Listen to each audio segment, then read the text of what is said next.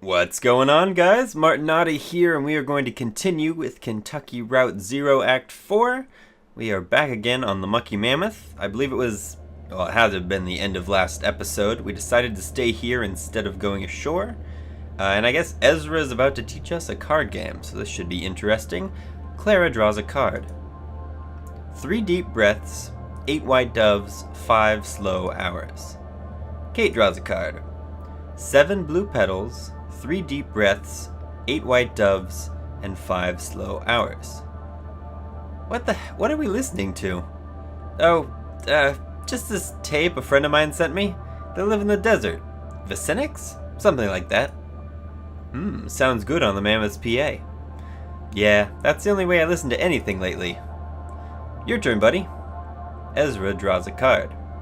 9 gray feathers, 7 blue petals, 3 deep breaths, 8 white doves, 5 slow hours. 9 gray feathers, 7 blue petals. Okay, so it's just the doves and the breaths have changed places.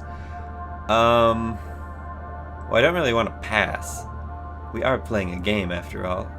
Let's just go with the first one. Will draws a card. 9 gray feathers? Stay focused. No, I've got it. 7 blue petals. And 5... Oh no, it was 9, 7, 3. This game is more difficult than it sounds, my friend. You still did pretty good. And we're only how many cards in now? 5 or something? I assume it will go to 52. Yeah, it's the whole deck. So, in some cases, there may be a stalemate. Although not with this crowd, I don't think. We're all too soggy-brained. I know I am. I even take homemade supplements for it. Shade-grown lichen, boiled with the peel of a lemon, then frozen and crushed with oak leaves. It's a scalp massage oil. You can smell it if I get close. It dries the brain out a bit, which is helpful for a good memory, if I can remember to use it often enough in the first place. Oh, don't worry. The soggy brain has its benefits too. If your brain is soft and damp, new ideas can make a clear impression, like a boot in wet sand. But, like wet sand, it can easily get muddied and washed away. So there's a trade-off, see? It's a shame we can't have it both ways, isn't it? What's this game called, Ezra? Remembering game.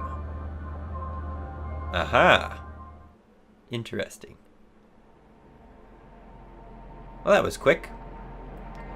Kate likes to give her passengers the opportunity to make some floating around money, and that lab pays cash in small envelopes upon completion of their little gauntlet of non-invasive tests.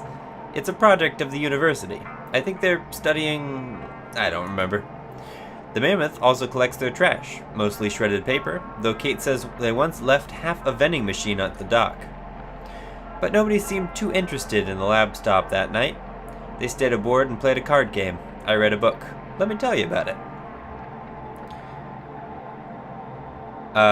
It's a small town in the Pacific Northwest. I like the sound of that. The town is never named, but it's colorfully described. Woolly fog, broken coastline, provincial shopkeepers. The main characters are all mail carriers. They're co-workers, Mimi and Jen. Mimi is older than Jen, but they seem to be at the same point in their lives. They like their work. They have a playful, antagonistic relationship with their boss. I actually only read a bit from the middle.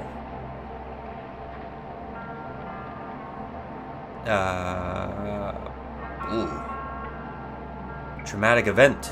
A cat. What if the cat is the traumatic event? The two had cause to reflect on the history of their work together. Something got messed up. A document misplaced or filed under the wrong heading. I wasn't really paying close attention to that part, but the event prompted a long conversation with the procedural history of their work together, and that illustrated a history of their friendship in broad, suggestive strokes. In my life's work as the Echo River's premier anecdotalist, I've always found that a carefully excerpt moment is more powerful than any epic history. That's my excuse, anyway, for reading books from the inside out. So I stopped there. My eyelids were getting heavy. We were headed back from the lake, and had a chance encounter with the Iron Pariah. The Iron Pariah? I'm not even sure I said that right. Whatever could it be?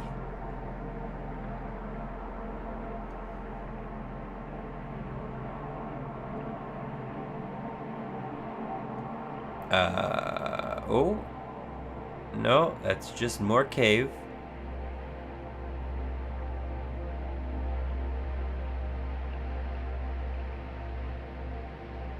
Where is it? What the heck is that? Oh, it's an island. Are those trees, I guess? That's interesting.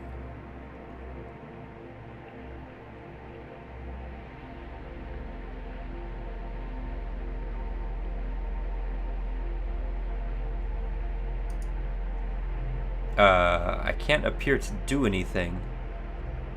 So we must just be waiting for something to happen.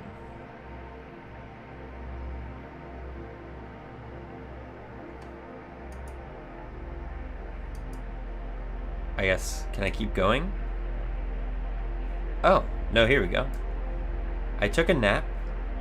Ezra helped Kate forage for mushrooms. Well, we stayed on the boat last time, so let's go ashore this time. Ezra helped Kate forage for mushrooms.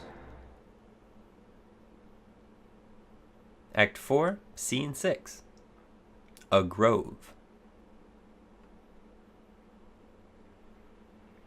Oh, that's pretty already.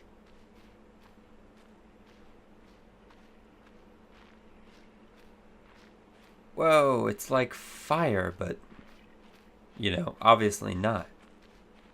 Oh, it's a pile of trash.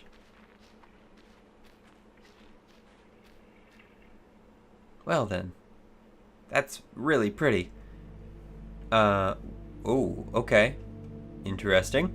She lit a second cigarette with the embers of the first one. She trembled, sweating a little under a heavy coat. It was warmer near the doors, but she was following directions. No smoking within 25 feet of the hospital entrance. Kate gently rolls a fallen branch and plucks something white from the underside, so she holds it up for Ezra to examine. I don't understand what this one is talking about.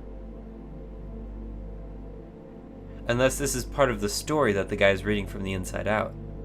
Alright, well, let's stick to what's going on in the here and now. Plerocybella porogenis. Common name, angel wings. Isn't that pleasant? They have a delicate, springy texture, and they're tasty. Like sweet moss. Would you like a bite? Sweet moss doesn't sound very tasty. Nah, I'm pretty outgoing as Ezra. Okay. Ezra takes a small bite and ruminates. What do you think? Is it supposed to be spicy? No. Go ahead and spit that out, it's okay. My mushroom hunting mentor told me, it's useless to pretend to know mushrooms. They escape your intuition. The more you know them, the less sure you feel about identifying them. She tapped the cover of a small red book she's carrying. That's why I always bring my favorite guidebook. Oh wow, we can do both at once. Okay. Kate points to a small mushroom growing in the dirt. Well, let's see what this is all about. So she stood by the hot dog cart, parked at the edge of the sidewalk. That's it? Okay. Oh, here's an important one to recognize, though. Look, see that sort of greenish pallor of the cap? Amanita phalloides. That's completely butchered. That's Greek. Amania, whatever, means mushroom. Phalloides means, never mind. Can you eat it? Only once. It's deadly poisonous. Death cap. That's the common name. It's killed a lot of people. This little mushroom, including a few Roman emperors. It's a revolutionary. The jokes. Even the Buddha died from eating a mushroom when he was very old. That's just what they do. Clear away old things. Make room for new things. Pretty important, right? I've always thought it deserved a little more respect. Would you like to help me look for a few more? I have sort of a shopping list. Great. Look for, well, actually grab any mushrooms that catch your eye and throw them in this bag. Let me know when you're done and we'll see what we've got. Have fun! That's the second rule of mushroom hunting. The first rule is ask Kate before eating anything, okay? Ezra investigates the rotting stump, pokes around the base of a cypress, checks out a plastic bag washed up on the island. Kate kneels in the grass, dirt, tree roots. Okay, how about the plastic bag? Oh, we're moving. The bag is ragged and waterlogged. He nudges it with a stick, coiling up a plastic thread and spreading it out on the beach. Okay. Interesting. He didn't like to play in the house. It was always too cold. It seemed to store up the cold at night and then slowly discharge it into his bones during the day, while the sun bounced feebly off the windows. But he liked to play in the woods behind the house. He'd taken a knife from the kitchen, selected for its long serrated edge, meant for slicing bread. Its teeth had reminded him of a saw blade. He was determined to collect some firewood to heat the house. There are no mushrooms in the bag. Let's see, what's Kate gonna do? Kate digs in a bare patch of dirt. It's a bit muddy from the flooding or the general dampness of the caves. She finds two promising specimens, a spotted brown cap and a dense bundle of dark ridges. The hot dog vendor tried to strike up a conversation with some immediately too personal questions. She decided to give him the benefit of the doubt, maybe considered it part of his job, she thought, to offer his customers some kind of counsel. Maybe it was to salve his guilty conscience for selling junk food outside of a hospital. Let's see. Ezra investigates a rotting stump. The stump is ringed with overlapping shelves of mushrooms striped brown, blue, gray, white. A caterpillar crawls along one of them. He didn't have any friends nearby. None of their new neighbors seemed to have children his age, so he played alone in the woods. Alone, except for the deer. Kate inspects the dense bundle of dark ridges. Dark brown ridges and folds cover the surface of the mushroom. It has a pleasant, almost fruity smell. Ezra inspects the caterpillar.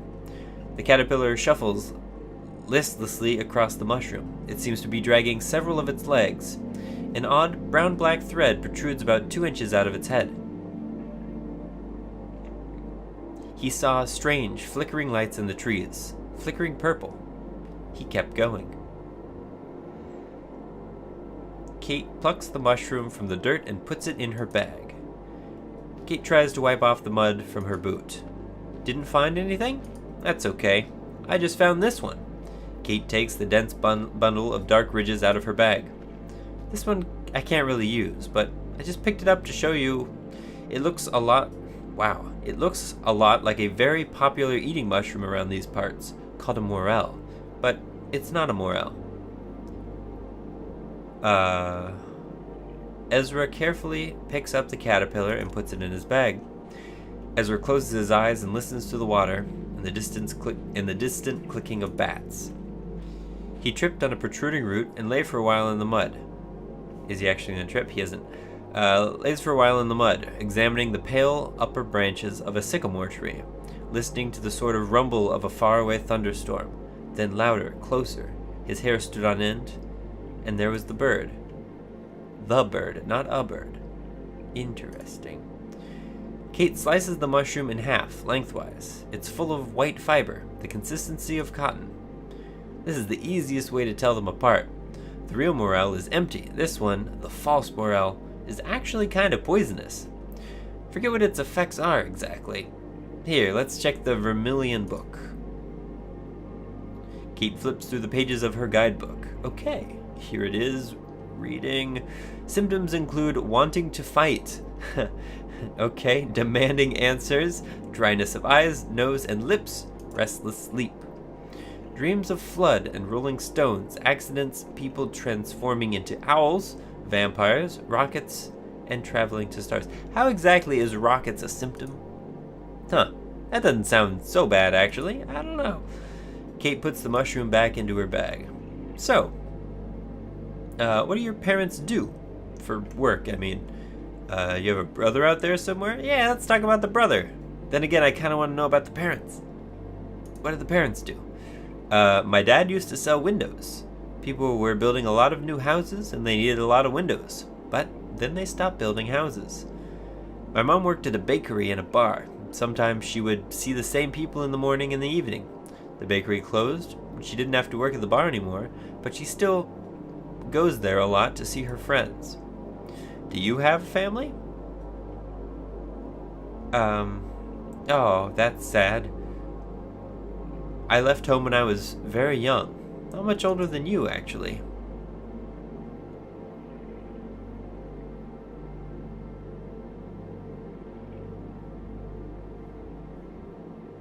Oh, that's sad. That's also kind of sad. Years later, my mother got sick and I tried to visit her, but it was too late. She was all spaced out on fevers, and morphine.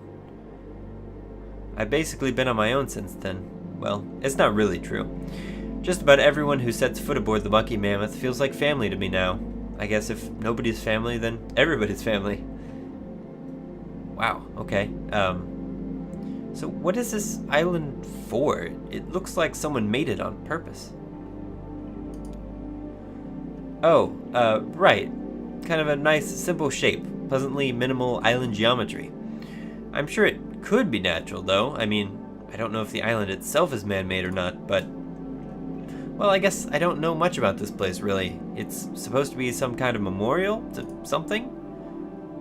Will would know more. I missed the top part of this, but something book on homeopathic medicine in a used bookstore. And bought it. She thought it was mostly bullshit, but found the author's notes on the unpredictability of mushrooms immediately compelling, spiritual even. She started collecting mushrooms on hikes, never eating them, just collecting, identifying, and discarding. Eventually, she connected with the Lexicon Mycological Society and began to study in earnest the medicinal uses of fungi. Okay? Sorry, it's a mystery. Ezra kicks the dirt. It's a mystery. Let's see. Ezra examines a large stone monument. The monument is covered with lichen and painted text. He's gonna search for clues. Ezra reads the text. Rock graffiti. X plus O forever. Interesting. Ezra investigates a cypress tree. The tree smells spicy, oily. Ezra looks up into the branches. Some of the branches have been trimmed recently. He inspects the contents of his pockets. Okay, she put out her cigarette, said goodbye to the hot dog vendor, and spent the rest of the afternoon listening to the doctors and trying to understand the world as they did. A list of discrete injuries to be mended. Alright, what have you got? That stone-faced monument has X plus O forever painted on it. Interesting. What do you think that means? Hugs and kisses forever? Or they could be initials. Xavier and Olivia forever. Xerxes and Oliver? Huh. What do you think that monument's for? I'm not sure anyone remembers. God, that sound is getting really bad. That's my new favorite rock. Wow, even better than dinosaur rock? I think so. The branches on the tree are trimmed. Oh, good observation. So I guess somebody's still coming to take care of this place. Or just practicing their tree trimming somewhere out of the way. Holy crap, that's a lot of cats. Well, Ezra, I can't say I know what that adds up to. Like I said, I wish Will were here. He'd have some local history for us. We can ask him back on the boat. Kate and Ezra look up at an old battleship drifting by. Oh, there it is. The Iron Pariah. Don't worry, it's just passing by. I don't know much about it firsthand, but I've heard things. I heard it was used in the Civil War. Supposedly, there's nobody aboard. No people, I mean.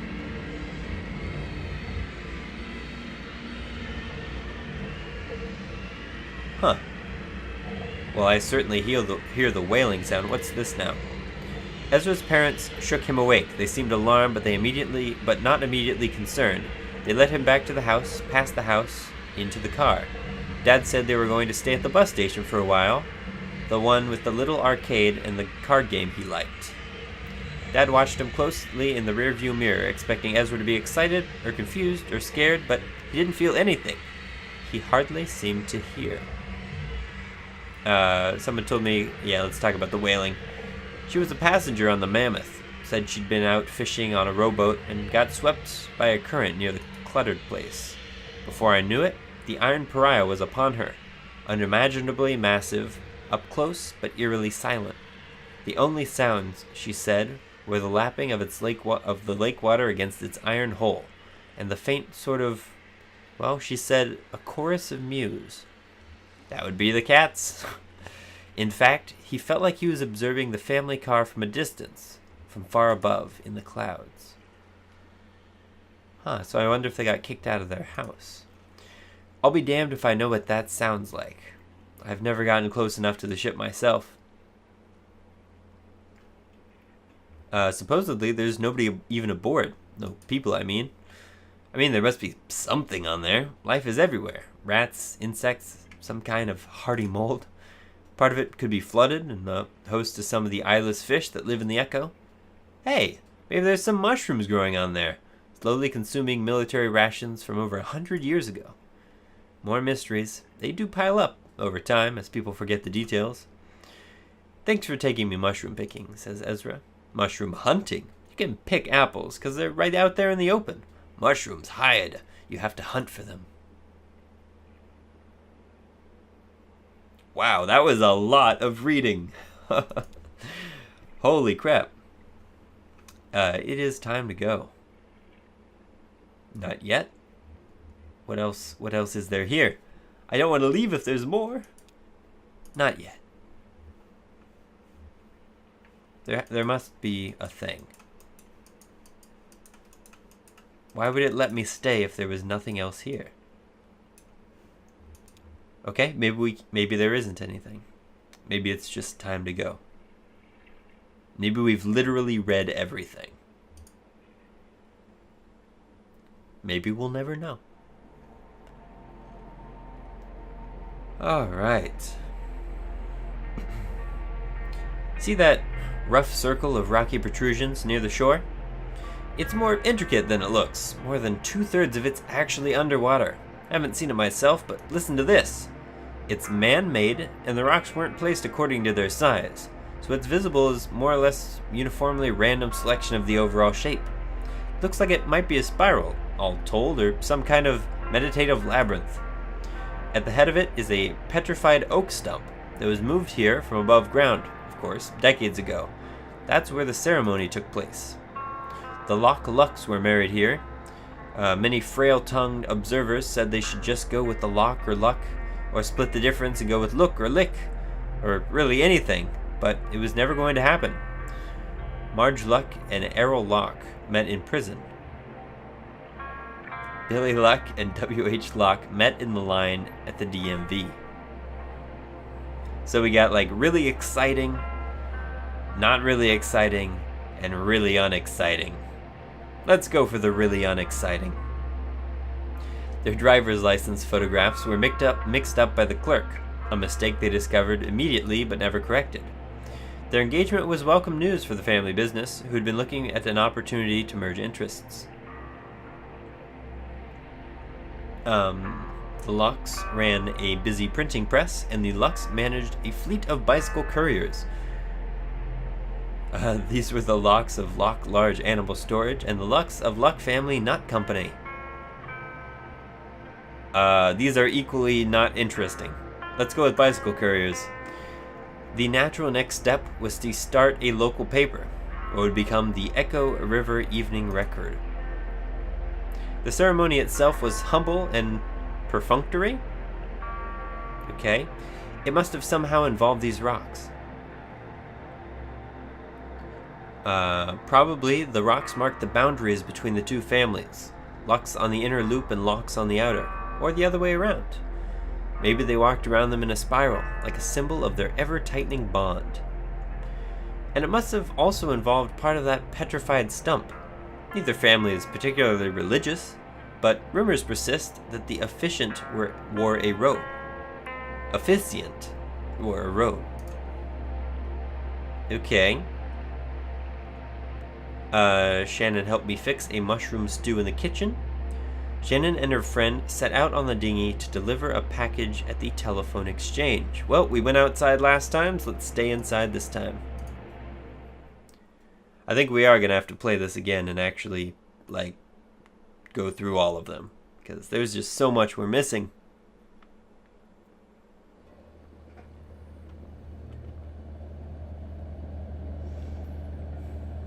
Will.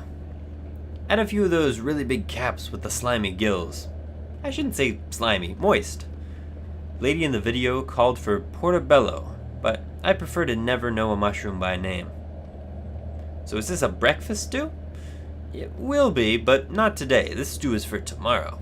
It has to simmer all day. Some things are just better done slowly. We've added the anonymous mushrooms, so next I got the recipe on video on pause next door. I used to follow a recipe I learned from Ida herself, the best cook you're gonna meet on this river. Of course, it had a few secret ingredients. She has a good sense to preserve the mystery around her cooking. Better for business. Ida's so shrewd. She swore me not only to secrecy, but to ignorance. I had to promise to forget the recipe just as soon as I cooked it. Let me tell you, it's not easy to forget something on purpose as well as you may think, my friend. Not so easy. Okay, well, honestly, I think it's time to stop here. I feel like I'm just going to be flubbing words from here on out, and I can't imagine that would be fun to watch.